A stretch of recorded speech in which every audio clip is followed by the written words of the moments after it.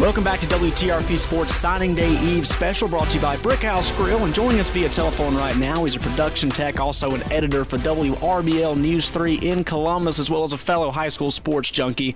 It's my friend Jack Patterson. Jack, we'd like to welcome you into the show. And how are you doing today?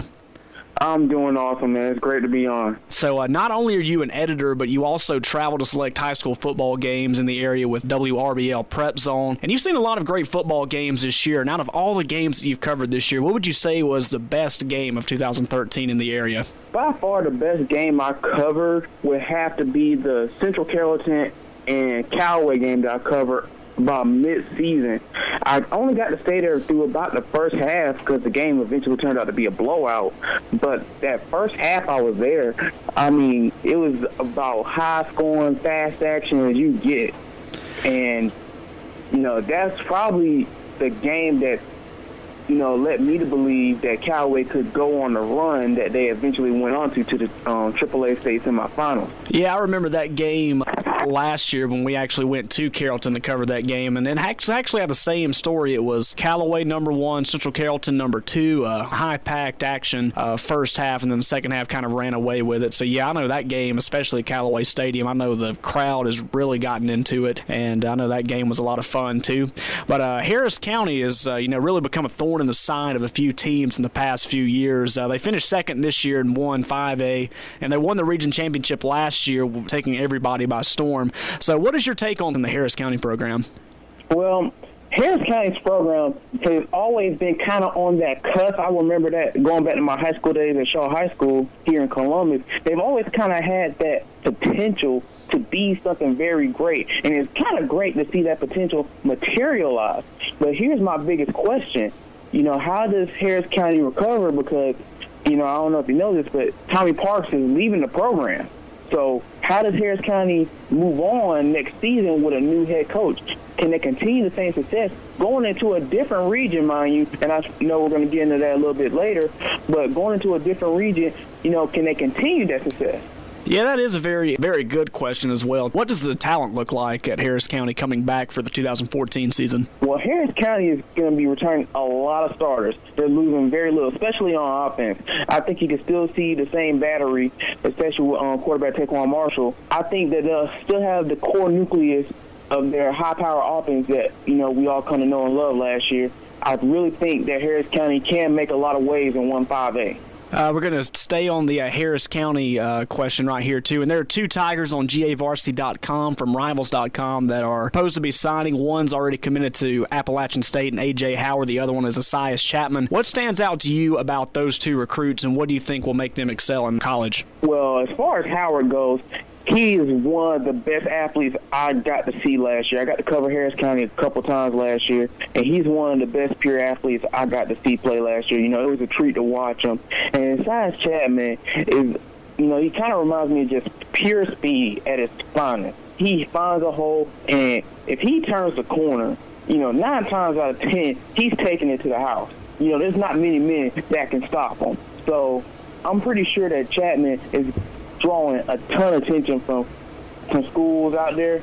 I got to imagine he's going to be going to a pretty good school come signing day.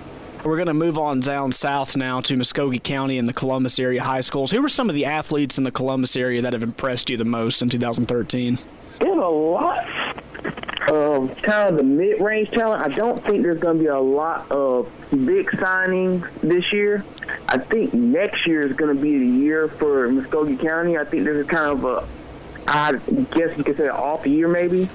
Next year is going to be the big year. But there's still a couple of talented guys. I know Carver has a good group of defensive guys that are going to be coming out this year. Joe Kegler's done a great job down there taking over for Dale McGee. Shaw has always put out a good contingent of recruiting talent for their program this year. They've always perennially done good. Kendrick, surprisingly, when you think Kendrick, you usually think of a lower team. They haven't done well, particularly in years past, but back-to-back playoff appearances, and they've done a historically very good job. I've had friends that have signed college scholarships from Kendrick. Their coaching staff does a great job of getting their players out there and getting them noticed by the coaches, and they sign a lot of players to scholarship. Sometimes they're up there with the Carvers, the Shaws, and the Northsides. Speaking of Northside, they also have a great couple of players that I think they'll sign maybe a low-end D1 scholarship. Columbus has a great group this year, but I'm telling you, next year is going to be the year to watch. We're all very excited about that, especially with the new 1-5A that's coming out, which is basically an all-Columbus region with the exceptions of Harris County and LaGrange. So how do you feel about that region going into 2014 and 2015? And also, what do you think are some of the other tough regions throughout the state now the reclassification has happened? Okay, well, 1-5A kind of reminds me of the old Region 2 AAA back in my high school days. And I think it'll play out similar with the one exception of Harris County be a much better team now than they were back then.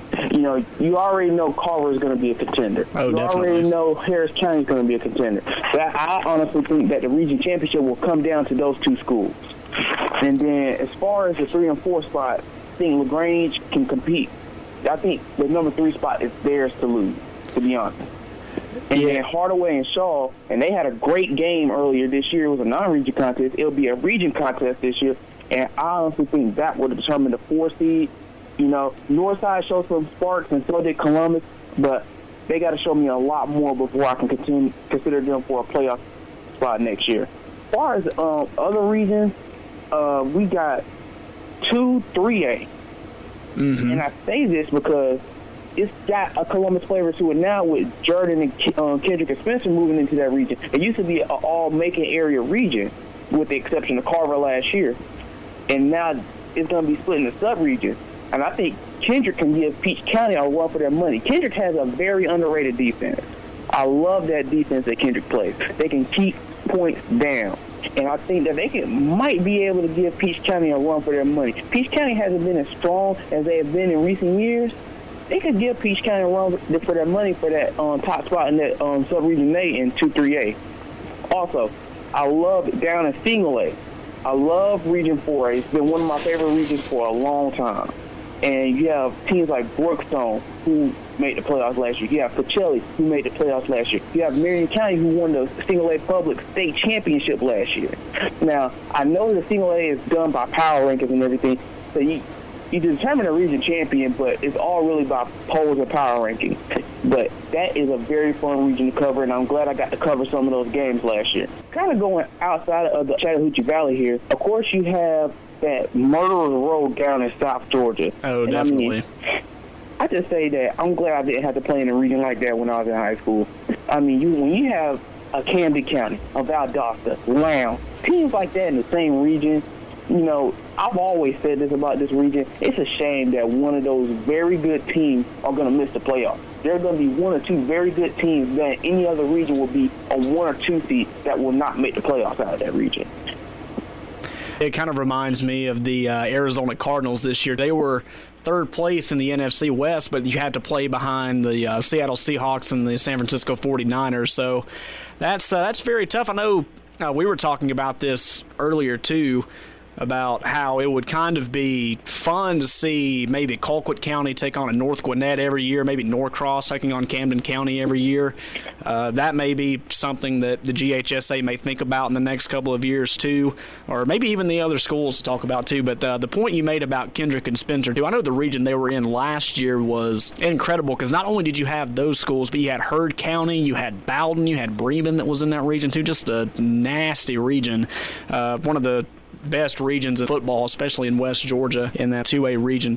It being the day before signing day, the next 24 hours are going to be insane. You have one kid that says he's going to go to this place and then changes his mind 3 minutes before signing day ends. But Georgia, they brought in Tracy Rocker, they've brought in Jeremy Pruitt to help out the defense, and they've seemed like they're going to finish strong with some of the 2014 recruits. So for UGA, the recruits that they have now, who do you think would be a big asset to Georgia?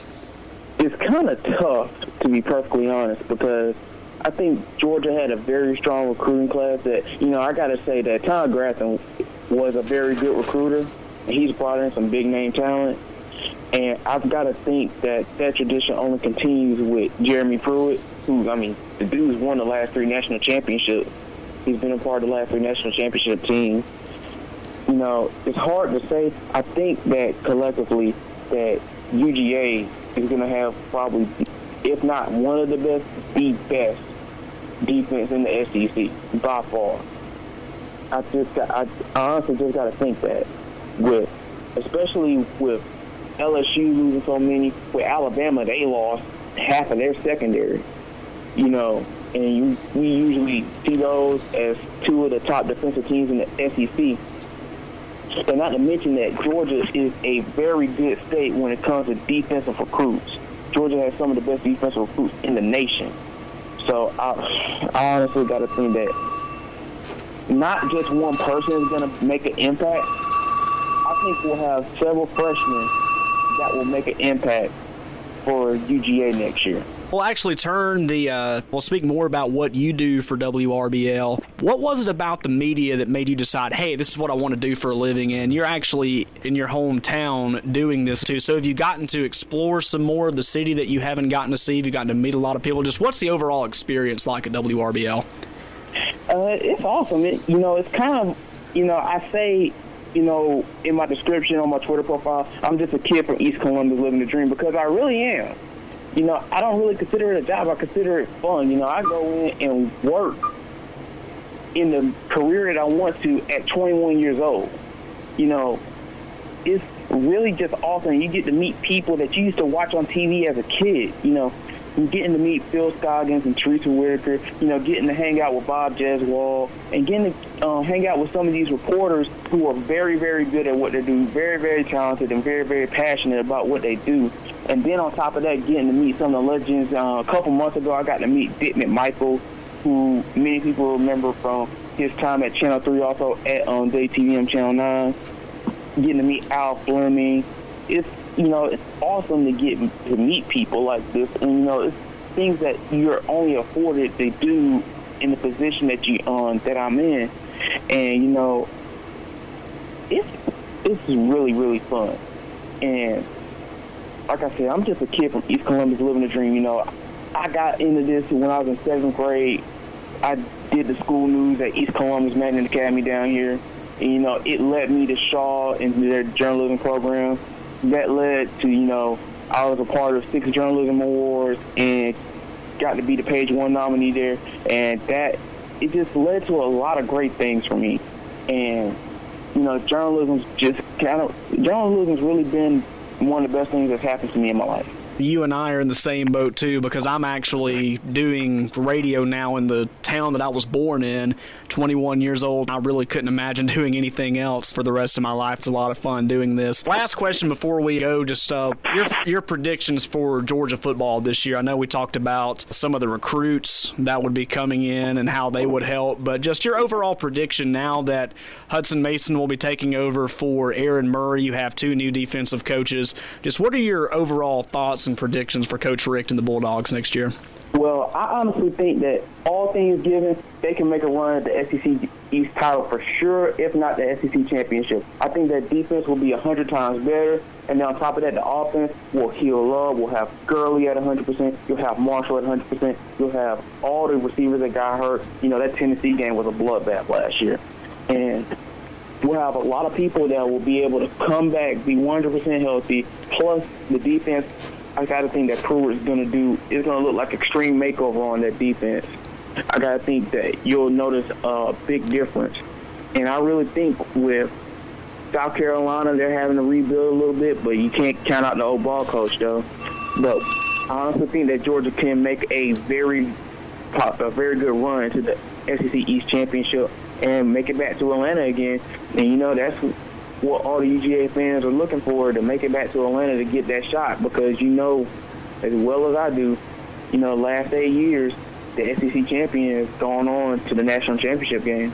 and 7 times won. Jack, we want to thank you for taking time out of your day to talk to us about high school college football here on the WTRP Sports Signing Day Eve special. You can catch Jack behind the scenes tonight on WRBL Channel 3, 11 p.m. news. As Jack Patterson from WRBL Channel 3 in Columbus, we'll talk more football in just a few moments after these messages on WTRP's Signing Day Eve special.